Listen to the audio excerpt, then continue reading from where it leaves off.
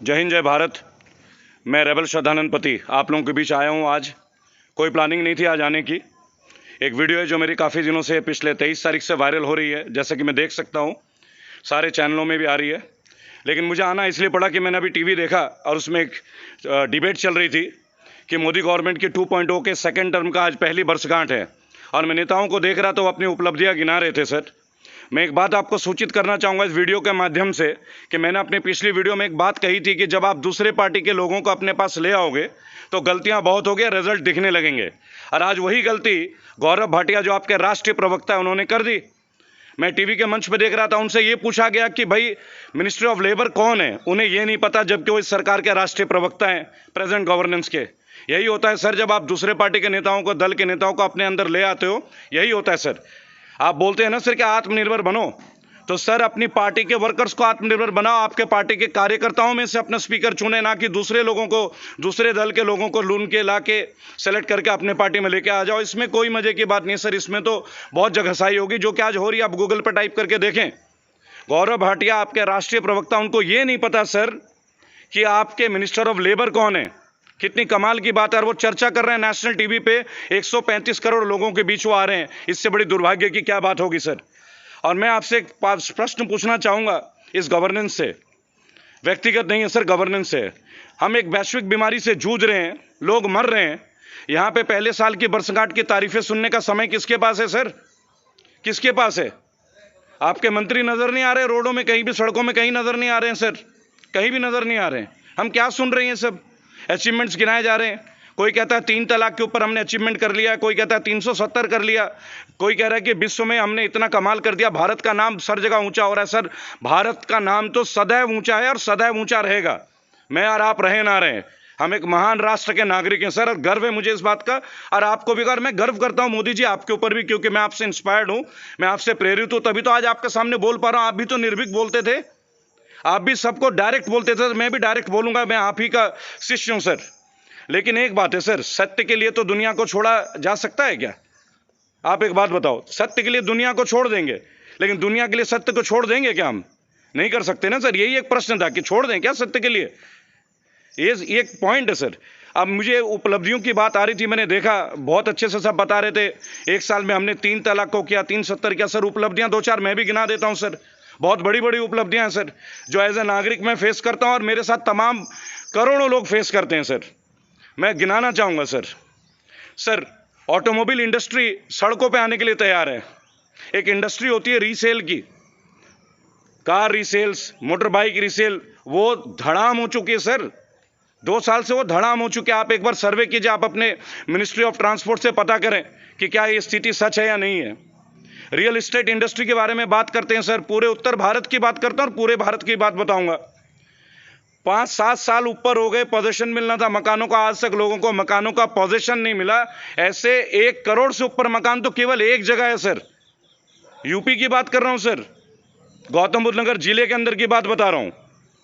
उल्टा उनको अपने ईएमआई भरने पड़ रहे हैं और खुद उनको किराए के घर में रहना पड़ रहा है। इतना बड़ा सुधार हुआ है पिछले 1 साल में, इतनी अचीवमेंट्स हुई। रेरा का स्थापना कर दिया गया, कितने समाधान हुए, कितने लोगों को मकान मिले, उसकी लिस्ट एक बार अपने वेबसाइट में डालिए, आपको पता चल जाएगा सर। और अगर आपको लिस्ट लेनी है तो मैं आपको लिस्ट आपके साथ में ज्ञापन दूंगा सर, क्योंकि मेरा अगला मुद्दा इसी पे है।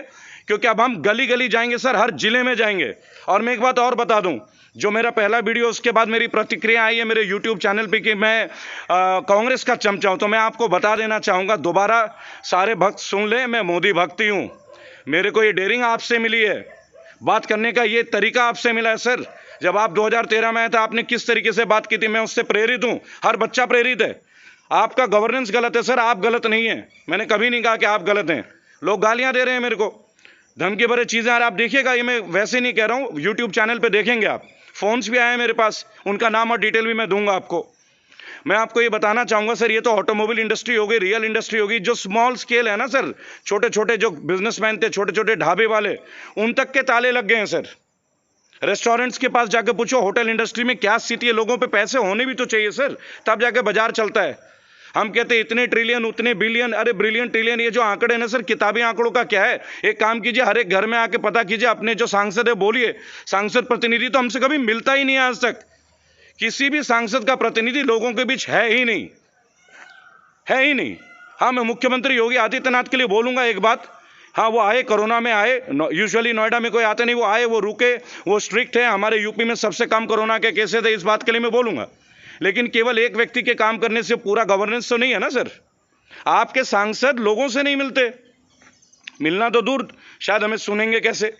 उनके प्रतिनिधि भी उनसे बड़े वैल्यू रखते हैं सर। सांसद बोलते हैं ना कि चाय से ज़्यादा केटली गर्म है, वो स्थिति है सर। और इंडस्ट्रीज़ के बारे में आपको बात बताता हूँ सर। छोटे छोटे ऑथोराइज्ड ये जो कपड़ों के शोरूम्स हैं, मोबाइल के शोरूम्स हैं, बाजार में आके देखिए तो सही, सब कुछ तो ऑनलाइन हो गया है। दुकानों का किराया नहीं भरा जा रहा है सर, लोग दुकान का रेंट नहीं दे पा रही है। लॉकडाउन की बात नहीं है, ये लास्ट 1 ईयर से बहुत बड़े पैमाने पे चल रहा है। कितने लोगों ने आपसे कंप्लेन किया, ये संस्थाएं, कितनी संस्थाएं आपसे मिल चुके हैं कि सर ऑनलाइन में आप ये कर रहे हो, बाकी लोगों के साथ क्या हो रहा है आप देखें। रिटेल इंडस्ट्री खत्म होने के कगार पे सर। और तो और कुछ दिन ऐसे ही रहा ना सर, तो ये जो सब्जी है ना सर, ये सब्जी भी रिटेल इंडस्ट्री से हट जाएगी, सड़क साट के ये सारा कॉर्पोरेट ही हो जाएगा जिस हिसाब से चल रहा है सर। और मैं 1 ईयर के एक अचीवमेंट आपको बताना चाहूँगा सर कि क्या क्या अचीवमेंट हुआ है। हम सर इतने मजबूत हैं, इतने स्ट्रांग हैं, हमारी गवर्नेंस, हमारे फाइनेंशियल स्कीम्स इतने मजबूत हैं। तो सर आप मुझे ये बताओ, ONGC, BHEL, इसकी जैसी संस्थाएं, भारत पेट्रोलियम आज प्राइवेटाइजेशन होने के कगार पे हैं। हमारी एयरपोर्ट प्राइवेट हो जा रहे हैं सर, हम एयरपोर्ट बेच रहे हैं सर, हम ट्रेन्स प्राइवेट कर रहे हैं।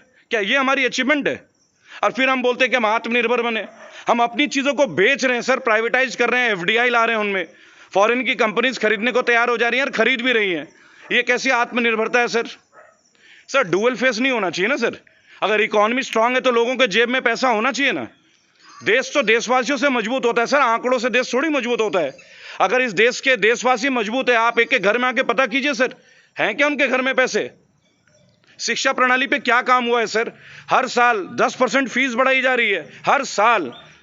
जब ज़्यादा कंप्लेन हो 1 लाख की पेनल्टी कर देते हैं स्कूल को, लेकिन फीस वहीं की वहीं पूरी की पूरी जा रही है। शिक्षा मंत्रालय से पूछिए पिछले 1 साल में उन्होंने क्या कराया है। अगर आपको डेटा चाहिए वो डेटा मैं दूंगा, मैं स्टैटिस्टिक्स के साथ बात करने वाला आदमी हूँ। और मैं एक बात और बता दूं सर, ये रेबल श्रद्धानंद पति अकेले नहीं है सर, सारे रेबल्स इकट्ठा हो रहे हैं एक प्लेटफॉर्म में, पर हम पॉलिटिक्स में नहीं है sir, will never enter politics. हम आपकी गवर्नमेंट को दोबारा वोट करना चाहते हैं, पर तब करेंगे जब आपकी गवर्नेंस इस लायक हो। वर्दी होने चाहिए सर, वर्दी होने चाहिए। अगली जो वीडियो आएगी ना सर मेरी, उसमें मैं आपके गवर्नेंस की कितनी क्या क्या खामियां स्टैट्स के साथ और एक डिपार्टमेंट की जानकारी आपको शेयर करूंगा सर। आप देखेंगे क्या पीड़ा है जो सरकारी लोग पीड़ित हैं आपकी गवर्नेंस से, वो भी लाऊंगा सर। लेकिन आज आप लोग वर्षगांठ बना रहे सर, मोदी 2.0 फर्स्ट ईयर, जो मीडिया टीवी में हेडलाइंस आ रहा है, किस बात की वर्षगांठ है सर? लोगों की मौत की वर्षगांठ है। इतने लोग मर गए सड़क पे सर, कितने लोग मर रहे हैं सर भूखे, जिनको राशन नहीं पहुंच रहा है। बसों की राजनीति हो रही है सर, ये ऑटो है, वो बस है, ये दिस है, वो दैट है। अरे हम इतने मजबूत है तो गाड़ियां अब तक तो सब पहुंच जाते पहले ही, अब उनको पहुंच रहे हैं, अब उनको दोबारा बुला रहे हैं, फैक्ट्री खोल रहे हैं हम कि भाई आप दोबारा वापस आ जाओ। आप देखें सर, जब आपने स्थापना की थी, आपने कहा था, आपने दिया था साथ, आपने कहा था जब स्टेज में 500 थे हमारे पास कोरोना के विक्टिम, जब वो लाख तक पहुंचा था आपने सभी राज्यों को बोला कि आत्मनिर्भर बन जाओ। ये कैसा डुअल वर्जन है सर? सर जो भी आपके कंसर्न मंत्रालय है ना सर, स्वास्थ्य मंत्रालय, उनको वर्कआउट करने बोलिए। आपने तो वीडियोस देखे होंगे, डॉक्टर्स तक के पास मास्क तो दूर सैनिटाइजर्स नहीं पहुंचे थे। ऐसे अनगिनत वीडियोस हैं सर, और रियल वीडियोस हैं। ये नहीं कि हमने क्रिएट कर दिया, क्योंकि मुझे तो आज कुछ बोलना इसलिए अजीब लगता है, मैं कुछ बोलूंगा तो आपके तो सारे फॉलोअर्स ये कहते हैं कि मैं तो कांग्रेस का चमचा हूं।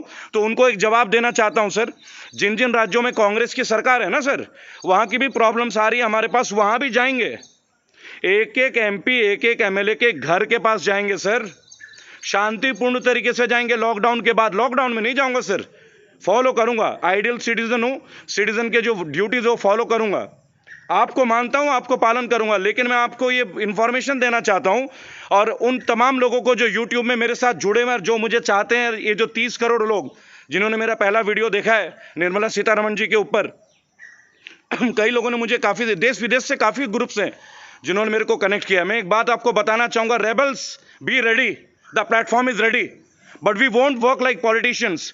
We will go to each and every house of the MLAs and MPs, और उन क्षेत्रों की प्रॉब्लम्स को उठाकर बताऊंगा कि बताओ 5 साल में तुमने इन प्रॉब्लम्स को क्या किया, कौन से गांव की गली की सड़कें बनाई, नालियां बनाई, डिस्पेंसरी बनाई, कम्युनिटी हॉल बनाया, क्या क्या बनाया, लेखा जोखा दो। और जिन जिन सांसदों का निधि फंड में से पैसे खर्च नहीं हुए, उनसे एक एक सवाल पूछा जाएगा सर।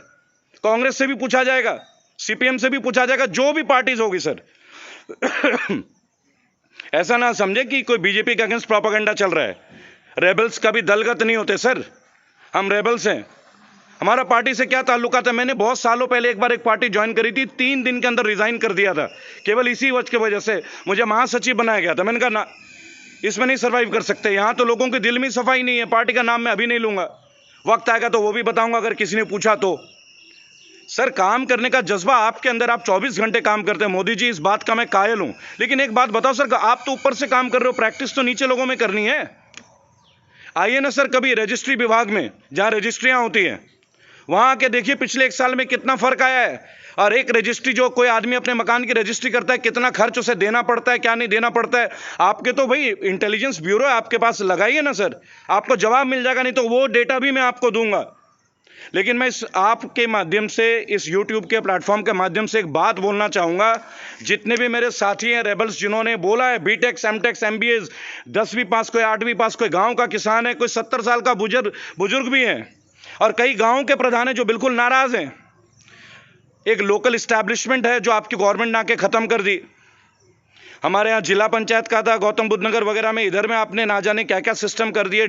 टाउन प्लानिंग के अंदर की किसानों की आवाज़ तो दबी रहेगी। आज किसानों को अथॉरिटी के चक्कर काटने पड़ते हैं अपनी समस्या के लिए। पहले वो समय था कि ग्राम प्रधान, पंचायत प्रधान आके इन समस्याओं का निवारण करते थे, आज चक्कर लग रहे हैं। ये हालत है सर, ये हालत है। आपने कहा था किसानों के मुकदमे माफ़ हो जाएंगे सर। आपको याद दिला दूं, 2011 में जो भट्टा पारसौल हुआ था सर, किसानों का आंदोलन, घोड़ी बिछाड़े का आंदोलन, कितने किसान शहीद हुए थे, कितने लोगों को चोट लगी थी। क्या वो मुकदमे खत्म हो गए सर? क्या वो मुकदमे वापस ले लिए गए? आज भी इलाहाबाद हाईकोर्ट के वो चक्कर काटते हैं सर। उनका नाम, उनका डेटा आपको दूंगा। आप लोगों ने प्रॉमिस किया था कि जब आप आएंगे गवर्नेंस में, अब तो सेंटर में भी और स्टेट में भी आपकी गवर्नमेंट उत्तर प्रदेश में, क्यों भट्टा पारसौल के और घोड़ी बछड़ा के किसानों का इंसाफ नहीं मिलता सर? और ना जाने ऐसे कितने किसान हैं हर राज्य के जो भुगत रहे हैं भूमि अधिग्रहण नीति को। इन 1 साल में भूमि अधिग्रहण का आप ऊपर कितना आपने काम किया वो आप देखें, आपको पता चलेगा सर, आपको पता चलेगा। प्राइमरी स्कूल में आपने क्या फैसिलिटीज़ दी हैं गवर्नमेंट के, एजुकेशन से, इलेक्ट्रॉनिक मीडिया की क्या क्या चीज़ें आपने प्रोवाइड किया है, लैपटॉप्स वगैरह, टीचिंग्स के जो साधन हैं उनको आप लाएं सबके बीच, तो आपको पता चलेगा सर कि डेवलपमेंट क्या है, 1 साल की अचीवमेंट क्या है। मैं एक विनती करूंगा सर आपसे, पहले तो अपने राष्ट्रीय प्रवक्ता गौरव भाटिया से बोलें कि थोड़ा पढ़ाई कर लें। समाजवादी पार्टी के पूर्व प्रवक्ता थे वो, कैसे बोल पाएंगे सर? मुझे तो हंसी आ गई थी। मुझे लगा बंदे ये ना कह दे कि भाई लेबर मिनिस्टर तो अखिलेश यादव है, ये भी हो सकता था। सर थोड़ा गौर करें। और ये जो दौर है, मैं हाथ जोड़ के विनती करूंगा, जितने भी प्रवासी मजदूर हैं उन लोगों के खाने पीने, उनको कुछ पैसे का प्रावधान करें सर। जो ट्रेन उन्हें ला रहा है, जो ट्रेन उन्हें पहुंचा रहा है, उनका किराया कौन देगा? इस तक की बेचारे की राजनीति हो रही है। कोई बेचारा 3,500 रुपये बस वाले को दे रहा है, वो बस वाला नहीं जा रहा है। वो कभी पुलिस स्टेशन में 18 घंटे खड़े रह रहे हैं, उसके बावजूद उससे ये नहीं पता कि वो कहाँ जाएगा।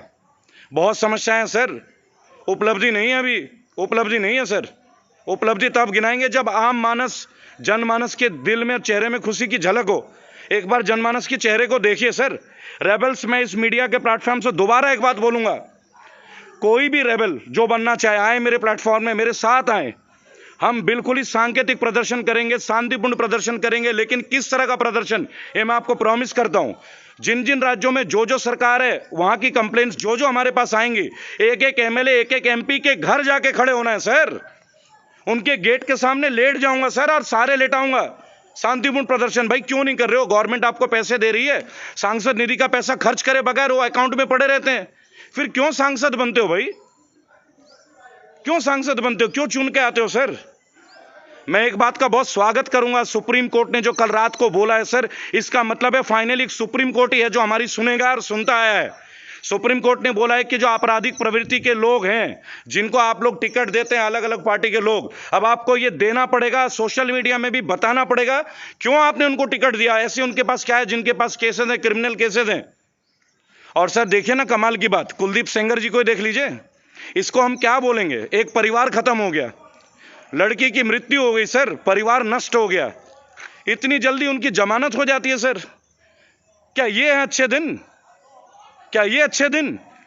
जहां हमारी बहन बेटी गुजर जाए उसके बाद ये अच्छे दिन है क्या? इसका जवाब है किसी के पास?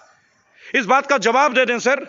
मैं आपसे बहुत प्रेरित हूं मोदी जी, और मोदी भक्त तो मैं हूं, लेकिन उन लोगों को और पार्टी के कर्मचारियों से मैं एक बात बोलूंगा, पार्टी के कार्यकर्ताओं से, कि भाई साहब अगर कार्यकर्ता बता रहे होते हैं ना बीजेपी वालों को कि ये गलत हो रहा है तो उनके क्षेत्र में बहुत डेवलपमेंट हो जाता है। आज कोई कार्यकर्ता कुछ कहने को तैयार नहीं, पता नहीं किस बात का डर है भाई, किस बात का डर है। आप सोचिए, मथुरा में, वृंदावन में जो सांसद बन जाते हैं, एमएलए बन जाते हैं, हेमा मालिनी जी बन जाती है, क्यों भाई? वहां का लोकल रिप्रेजेंटेटिव नहीं है क्या? वहां का लोकल रिप्रेजेंटेटिव नहीं है क्या? वहां लोगों ने इतने साल जो मेहनत किया है, बीजेपी के जो कार्यकर्ता, उन्हें टिकट नहीं मिलना चाहिए था? क्यों भाई पैराशूट कैंडिडेट क्यों? भाई जो दूसरे दलों ने किया, दूसरे पार्टी ने किया, वो गलती आपने क्यों की? आपको इसी भरोसे तो हमने वोट दिया था। जो लोग ये बोलते हैं ना मैं कांग्रेस का चमचा हूं, पहले उनको मैं बता दूं हमने वोट क्यों दिया था पिछली बार और इस बार क्यों दिया। क्योंकि उम्मीद थी कि आप जेन्युइन लोगों को लेके आओगे, आप उन लोगों को ले आओगे जो सालों से मेहनत कर रहे हैं आपकी पार्टी के लिए। पूरी मेहनत वो करते हैं और लास्ट में आकर बाहर से पैराशूट कैंडिडेट्स को उतार देते हैं। ये अच्छी बात नहीं है, ये अच्छी बात नहीं है सर। जरूर मिलेंगे अभी जल्द रेबल्स, मेरे साथियों, भाइयों, बहनों, माताओं, जिन्होंने मेरे को इतना आशीर्वाद दिया, और विदेश के मेरे तमाम मित्र, यूएसए, यूके, कनाडा से, जर्मनी से, जो मुझे लगातार लिख रहे हैं, जो मुझे ज्वाइन कर रहे हैं, वो इस बात को समझे कि मैं क्या कहना चाह रहा हूं। साथ आएं और एक मंच पे आएं, अपनी समस्या बताएं।